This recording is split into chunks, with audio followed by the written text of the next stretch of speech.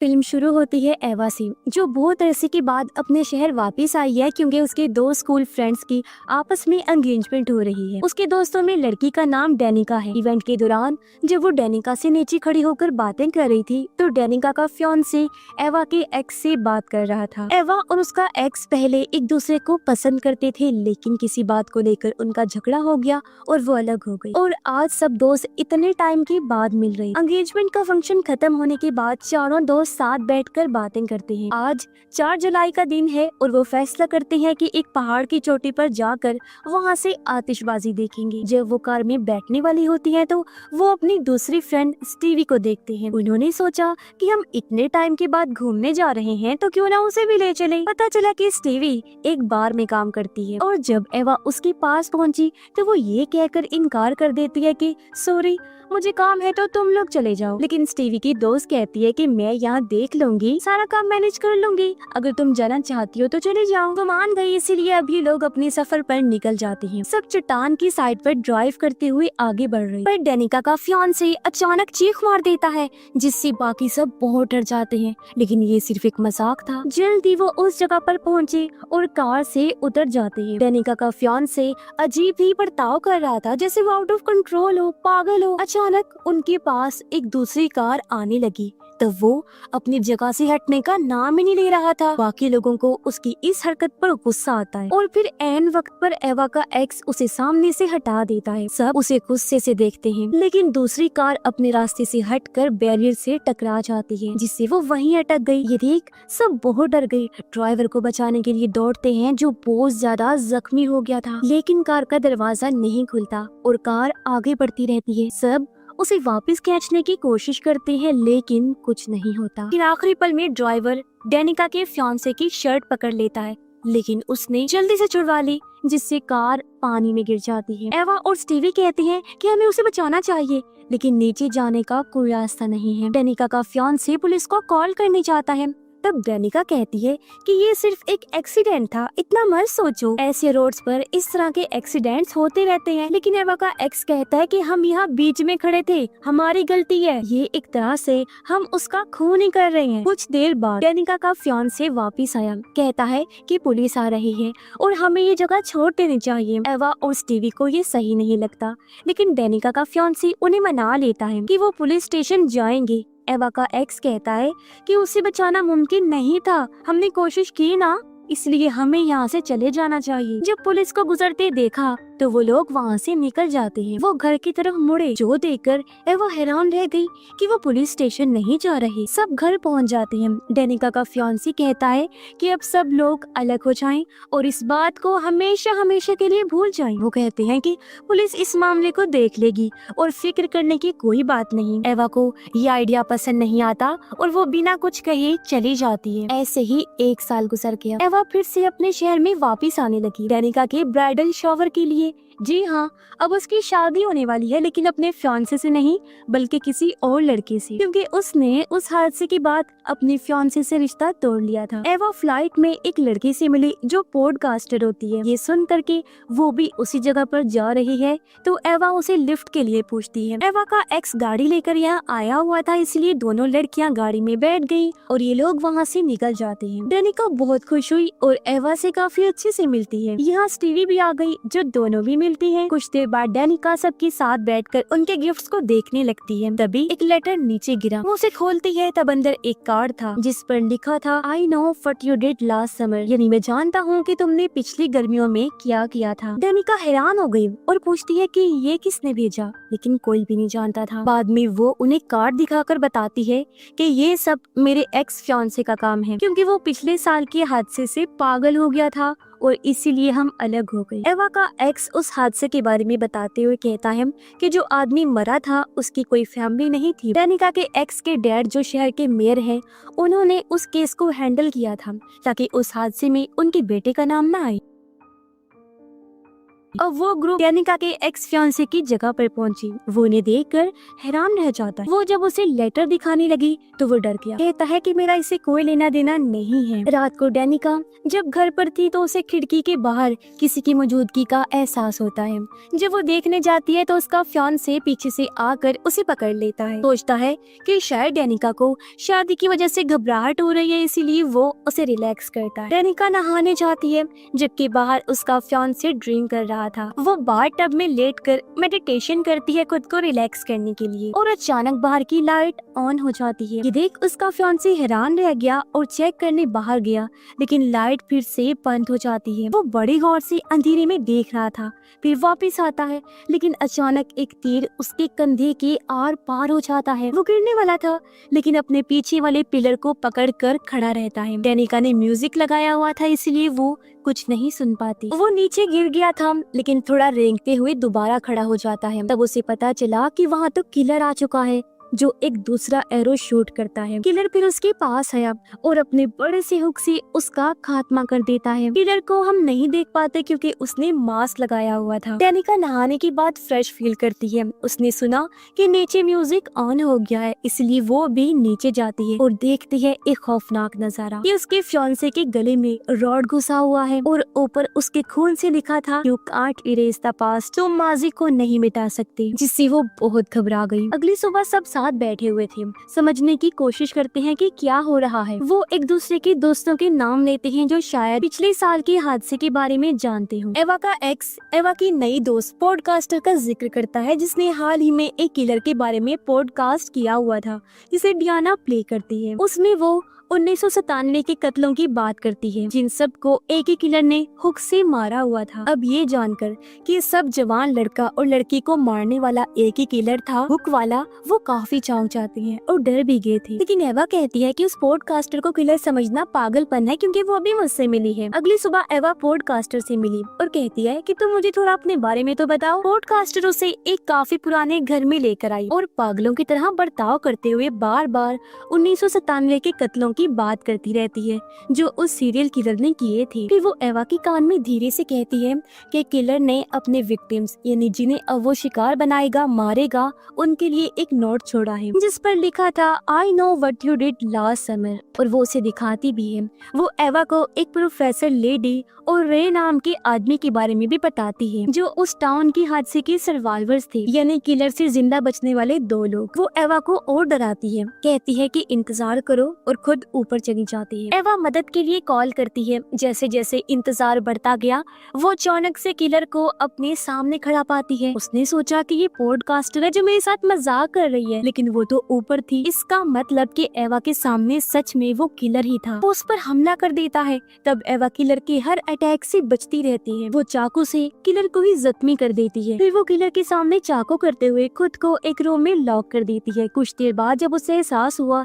कि किलर अब वहाँ पर नहीं है, तो वो बाहर आई। तभी पॉडकास्टर भी वहाँ आ जाती है, लेकिन तभी एवा के ऊपर एक बड़ा सा पिंजरा आकर गिरा, जिससे वो कैद हो गई। वो घबराते हुए पॉडकास्टर से कहती है कि जाओ और मदद लेकर आओ, तो वो वहाँ से भाग जाती है। पॉडकास्टर खुद को एक हाथ से चलने वाली लिफ्ट में पाती है, इसलिए वो उसे खींचने लगी। तब तक किलर भी यहाँ आ गया था। एवा पिंजरे की नट्स हटाने की कोशिश करती है, जबकि पॉडकास्टर ऊपर एक स्टोर रूम में पहुंची जहाँ बहुत सारे पुतले थे। किलर पीछे से आकर उसे पकड़ लेता है और जब गला घोटने की कोशिश करता है तो किसी तरह वो किलर का मास्क हटा देती है। वो जो भी था, पॉडकास्टर उसे पहचान लेती है। इतनी ही देर में स्टीवी एवा की मदद करने के लिए पहुँच गयी और जैसे ही वो लोग बाहर निकलते हैं, पॉडकास्टर की लाश ऊपर से गिरकर लटक गयी। पुलिस इस क्राइम सीन पर पहुँचकर मामले को देखती है और कहती है कि कल सुबह टाउन के एक हॉल में मीटिंग है, तो उन सब लोगों का वहाँ पर आना जरूर।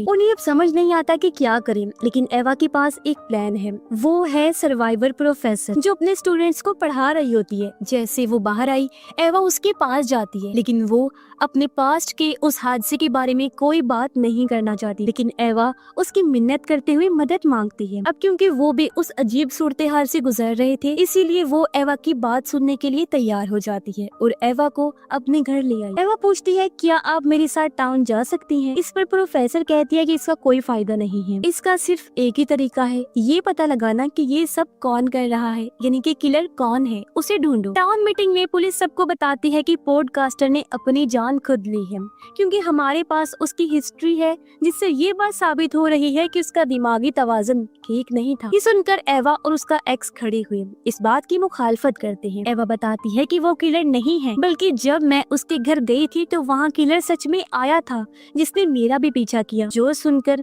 अब सब लोग हैरान रह जाते हैं, लेकिन पुलिस इस बात पर यकीन नहीं करती। उनका कहना था कि माफ करें, मगर हमें सबूत चाहिए, ऐसे हम आप लोगों की बातों पर यकीन नहीं कर सकते। इस बीच रे आता है, जो टाउन का दूसरा सर्वाइवर है, जो प्रोफेसर के साथ बचा था। वो सख्ती से कहता है कि इनकी बातों पर यकीन करना चाहिए आप लोगों को, और इस मामले को सीरियस होकर देखना चाहिए। पुलिस कहती है कि हाँ हम करेंगे, लेकिन इस तरह के मामले में हम हमेशा फादर की मदद लेते हैं, जो सामने ही बैठे हुए थे। वो खड़े हुए और सबसे कहते हैं कि जिसको भी मदद चाहिए वो मेरे घर आए। अब स्टीवी रे के पास जाती है, क्योंकि वो कभी नहीं जानती थी कि वो भी उस किलर का सर्वाइवर है। वो कहता है कि मैं इस बारे में बात करना पसंद नहीं करता। तब स्टीवी कहती है कि मैं अपने दोस्तों के साथ कुछ सवाल पूछने आई हूँ। यहाँ पता चलता है कि रे पहले प्रोफेसर का हस्बैंड था। उसे ये बात पसंद नहीं आती कि मेरी एक्स वाइफ उस प्रोफेसर ने इन लोगों से कहा है कि वो किलर को ढूंढे। डेनिका का एक्स फियांसे कहता है कि मुझे सिर्फ एक ही हल नजर आ रहा है, और वो है इस टाउन से भाग जाना। लेकिन रे, जिसे इस बात का तजुर्बा था, कहता है कि ये अच्छा आइडिया साबित नहीं होगा। इस बीच वो पुलिस रिपोर्ट को देखते हैं, जिसके मुताबिक मरने वाला आदमी शराब पीकर गाड़ी चला रहा था, और वो गाड़ी भी चोरी की। रे कहता है कि हमें पता करना होगा कि वो कार किसके नाम की थी, इसीलिए वो टाउन की उस कार सर्विस में जाते हैं जहाँ पर गाड़ियाँ किराए पर दी जाती थी। वहाँ के आदमी से कहते हैं कि क्या हमें पुरानी गाड़ी के बारे में इंफॉर्मेशन मिल सकती है, हमारे पास लाइसेंस, नंबर प्लेट कुछ भी नहीं है। एवा यहाँ एक ड्रामा करती है कि वो मेरा भाई था जो उस कार एक्सीडेंट में मारा गया था, इसीलिए वो आदमी उन्हें इंफॉर्मेशन दे देता है। रे फैसला करता है कि मिली हुई इंफॉर्मेशन की मदद से हम कार को ढूंढेंगे। डेनिका और उसका एक्स फियांसे कब्रिस्तान गई ताकि वो मरने वाले आदमी की कब्र पर जा सके। उन्होंने देखा कि उसकी कब्र पर ताज़ा फूल पड़े हुए हैं। कब्रिस्तान का केयर टेकर जब वहाँ पर आया तो उन्होंने पूछा, क्या तुम जानते हो कि ये फूल किसने रखे? वो कहता है कि नहीं, मैं नहीं जानता। तो वो दोनों उसे सीसीटीवी फुटेज दिखाने के लिए रिक्वेस्ट करते हैं, और वो मान गया। वो जाता है चेक करने, और जैसे ही वो पता लगाने वाला होता है, किलर पीछे से आकर उसका गला काट देता है। अब उन्हें शाम हो गई थी और आदमी अभी तक वापस नहीं आया था, इसीलिए उसका एक्स फियांसे चेक करने गया, जबकि डेनिका वहीं रुककर इंतजार करती है। और जैसे ही वो पीछे मुड़ी, अचानक से उसके सामने किलर आ जाता है। वो बहुत घबरा गई, भागती है और एक स्टोरेज में छुप जाती है। उसे वहाँ एक टेलीफोन मिला, और जब वो कॉल करने की कोशिश करती है तब किलर वहाँ आ जाता है। वो स्टेज के नीचे छुप गई और किलर उसके ऊपर से चल रहा होता है। जल्दी किलर को उसके बारे में पता चल गया और वो अटैक कर देता है। वो उसे खींचकर बाहर लाया और नीचे फेंक देता है। उसे मारने ही वाला था कि तभी उसका फियांसे आ गया। किलर को साइड में गिराकर उसे बचा लेता है। किलर वहाँ से भाग गया और वो डेनिका को संभालता है। अब प्रोफेसर जो अपने घर पर थी, अचानक उसके दरवाजे पर कोई आया, जो और कोई नहीं बल्कि रे है। वो उसे अंदर आने देती है। उसने कहा कि मैं सिर्फ इसलिए आया हूँ क्योंकि मुझे इस बात से मायूसी हो रही है कि तुमने एवा से किलर को ढूंढने के लिए कहा है, हालांकि तुम जानती हो कि वो सबकी मौत की वजह बन सकता है। उधर सारे दोस्त एक साथ थे, जहाँ डेनिका भी अब ठीक हो रही। इस बीच एवा की एक्स को अजीब महसूस हुआ, इसीलिए वो अपना मूड ठीक करने के लिए अपनी गाड़ी के पास आ जाता है। लेकिन जब वो वापस आया तो पाता है कि दरवाजा लॉक्ड है। वो खिड़की की तरफ जाने लगा, लेकिन तभी पीछे से किलर आकर रस्सी से उसका गला घोंटने लगता है, जिससे उसका दम घुट गया, गले की हड्डी टूट गई और उसकी वहीं पर मौत हो जाती है। एवा पर्दा हटाती है और देखती है कि उसकी कार वहाँ से जा रही है। वो फौरन उसे कॉल करती है, लेकिन वो तो मर चुका था और फोन लाश के पास रखा हुआ था और गाड़ी किलर चला रहा होता है। अगली सुबह एवा और डेनिका फादर के पास गई। डेनिका को अजीब लगा और वो वॉशरूम का बहाना बनाकर फादर के चेम्बर में जाती है। फादर एवा को देखकर अजीब तरह से उसके साथ बर्ताव करने लगा। उधर एक किताब में डेनिका फादर की तस्वीर मरने वाले इंसान के साथ देख लेती है। इसी बीच एक औरत आई किताब लेने, इसलिए वो किताब लेने चला जाता है। उसे आता देख डेनिका अलमारी में छुप जाती है। फादर को यहाँ कुछ अजीब लगा, लेकिन डेनिका की किस्मत अच्छी थी कि वो बस किताब लेकर चला गया। दोनों उसी शाम पुलिस स्टेशन पहुँचते हैं सब बताने के लिए, लेकिन पुलिस उनकी बात का यकीन नहीं करती। उन्हें लगता है कि ये फादर पर इल्जाम लगा रहे हैं और पुलिस ऑफिसर उठकर बाहर चला गया, उन्हें इंतजार करने का बोलता है। उधर डेनिका का फियांसे सोना में होता है, यानी वहाँ वाले आरामदेह कमरे में, जहाँ वो अपने सामने एक अजनबी को देखता है। फिर जैसे ही थोड़ा सुकून लेने के लिए उसने आंखें बंद की और फिर दोबारा देखा तो वहाँ पर कोई भी नहीं था। वो उठा, चेक करने के लिए आगे बढ़ा, जहाँ दरवाजे पर लिखा था यू आर नेक्स्ट, यानी कि अगले तुम हो। एवा बैठ कर तंग आ गई थी और जैसे वो बाहर निकलने वाली होती है उसे एहसास हुआ कि हम दोनों यहाँ पुलिस स्टेशन में लॉक्ड हो चुके हैं। वो मदद के लिए चिल्लाती है लेकिन पुलिस उन पर ध्यान ही नहीं देती। अब हमें पता चलता है कि रे दरअसल स्टीवी का बॉस भी है और वो उसे कहता है कि मैंने तुम्हारे बाप से वादा किया था कि मैं हमेशा तुम्हारा ख्याल रखूंगा और मैं ऐसा कर भी रहा, हमेशा करूंगा। डेनिका का फियांसे अपने घर पर था। वो देखता है कि गेट अपने आप ही खुल रहा है, इसलिए वो जाता है चेक करने, जहाँ उसे कोने में एक स्टैचू नजर आया।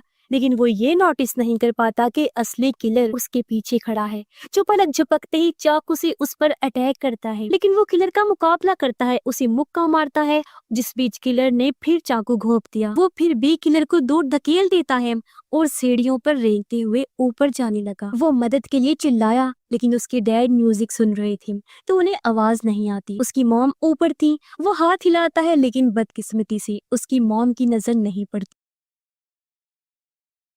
फिर आखिर में किलर आया और उसे खींचकर अपने साथ ले जाता है। फिर उसके डैड ने म्यूजिक बंद किया और जैसे वो बाहर आई, ये देखकर वो घबरा गए कि मेरा बेटा इतना जख्मी है। वो फौरन उसके पास भाग कर आई, लेकिन तभी किलर आकर हुक को उनके गले के आर पार कर देता है, जिससे उसके डैड की वही मौत हो जाती है। पुलिस स्टेशन में डेनिका की आंख लग गई और वो बहुत डरावना सपना देखती है, जिसमें एक ब्यूटी क्वीन थी जिसकी वो फैन होती है। उसका चेहरा अचानक से बिगड़ने लगा और बुरी तरह खराब हो जाता है। फिर उसने हुक से डेनिका पर हमला कर दिया।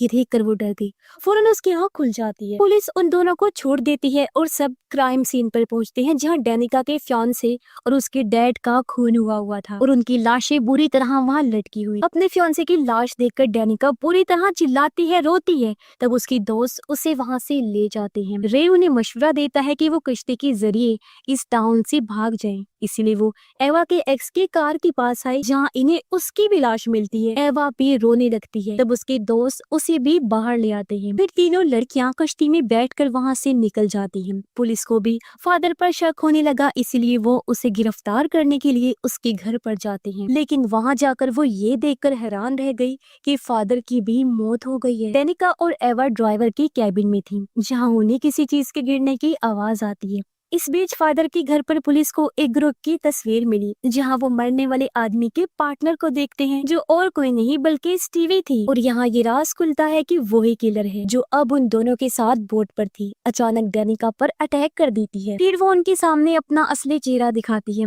कि हाँ मैं ही किलर, जिससे वो चौंक जाते हैं। एवा उसे पागल कहती है। तब स्टीवी ने कहा कि मैं एक स्ट्रॉन्ग आजाद ख्याल लड़की हूँ, जिसे तुम पागल नहीं कह सकती। फिर वो कहते हैं जब मेरी मॉम डैड की मौत हुई थी तो कैसे सबने मुझे छोड़ दिया, जिस वजह से मैं पूरी तरह टूट गई। मैं फिर उस आदमी से मिली जिसे उस कार एक्सीडेंट में तुम लोगों ने मार दिया। वो मेरा इकलौता सहारा था। पहले मुझे पता नहीं था कि वो कौन है, लेकिन जब उसकी लाश मिली तो मैं एक बार फिर टूट गई। तुमने मेरे प्यार को मुझसे छीन लिया था। डेनिका पूछती है कि अब ये सब बताने का क्या मकसद है तुम्हारा। वो कहती है कि जैसे तुमने मुझसे मेरा प्यार छीना था ना, मुझे तकलीफ दी थी, तुम भी वही दर्द महसूस करो, इसीलिए मैंने भी वैसा ही किया। तुम दोनों से तुम्हारा प्यार छीन लिया। एवा फ्लेयर गन देखती है और उसे उठाने जाती है, लेकिन स्टीवी ने उसे रोक दिया। तभी हुक नीचे गिर जाता है और डेनिका उसे लेकर भाग जाती है। स्टीवी उसका पीछा करती है और तभी यहाँ रे भी मदद के लिए आ जाता है। वो स्टीवी के पास पहुँचता है और गन पॉइंट करता है, लेकिन वो डेनिका को अपने हुक की नोक पर पकड़े हुए थी। लेकिन किसी तरह डेनिका उसे मारकर खुद को छुड़ा लेती है। रे के पास और कोई रास्ता नहीं बचा,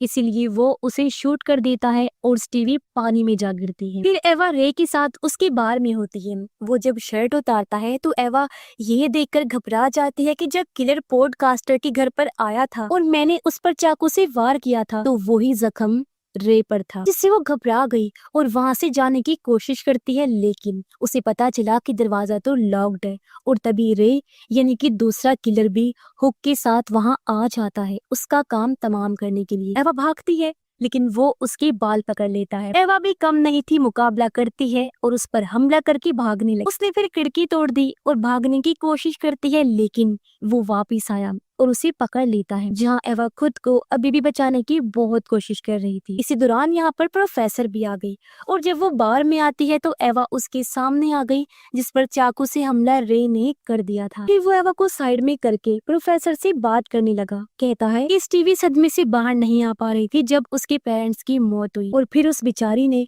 अपने प्यार को भी खो दिया, और मुझे फख्र है कि मैंने स्टीवी का साथ दिया उसके दोस्तों को मारने में, क्योंकि उसने अपने प्यार को खोया था अपनी मॉम डैड के बाद। ये बताकर वो प्रोफेसर को भी मारने वाला होता है, लेकिन तभी पीछे से एवा उस पर तीर कमान से हमला कर देती है, जो उसके आर पार हो गया और उसकी वहीं पर मौत हो जाती है। डेनिका को हम फिर समंदर किनारे देखते हैं, जो अभी भी जिंदा थी। अब एवा और डेनिका का हॉस्पिटल में इलाज चल रहा था, जिस दौरान उन्हें पता चलता है कि स्टीवी अभी भी जिंदा है। तो वो सोचती है कि अब की बार उसे नहीं छोड़ेंगे, क्योंकि एक किलर रे तो मर चुका है, तो दूसरी किलर स्टीवी का मरना भी जरूरी है और अब वो उसे मार कर ही दम लेंगे। इसी के साथ ये फिल्म इधर ही खत्म हो जाती है।